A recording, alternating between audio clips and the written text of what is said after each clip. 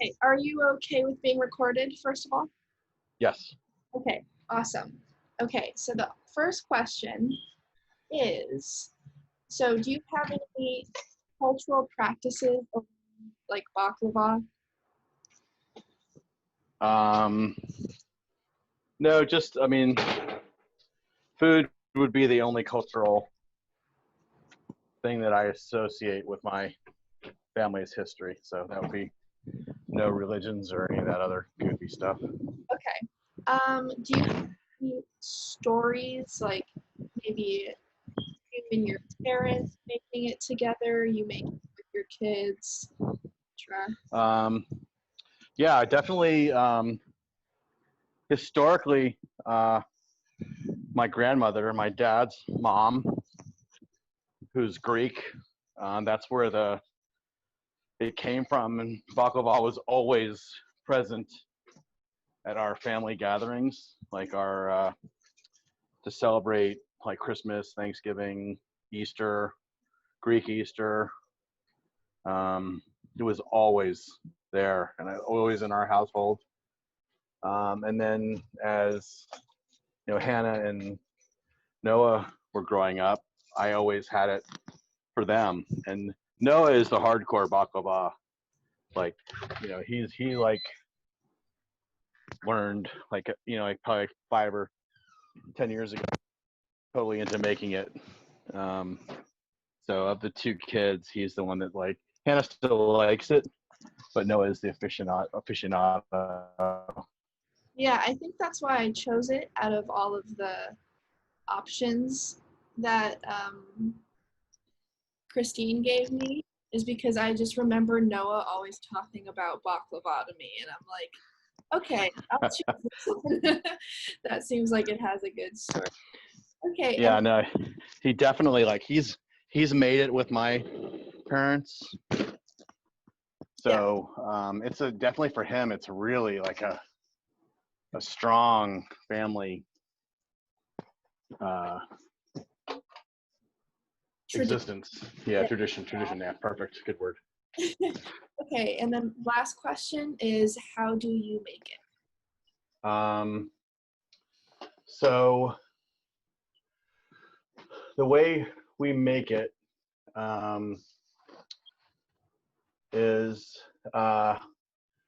so there's phyllo dough, which is a really very like tissue paper thin dough, Mm-hmm. and we put like 5 layers of that down in a baking pan, and then we have crushed pistachios or walnuts. We've gone to pistachios. I think I grew up on walnuts, but so at some point in time we converted to the pistachios. So we'll chop up the pistachios, and then we'll actually before we do that, we boil down like a dozen cloves and like 3 cinnamon sticks. That gets boiled down in water, and then once that gets to like a thick paste, we'll then mix the nuts in with that, Mm-hmm.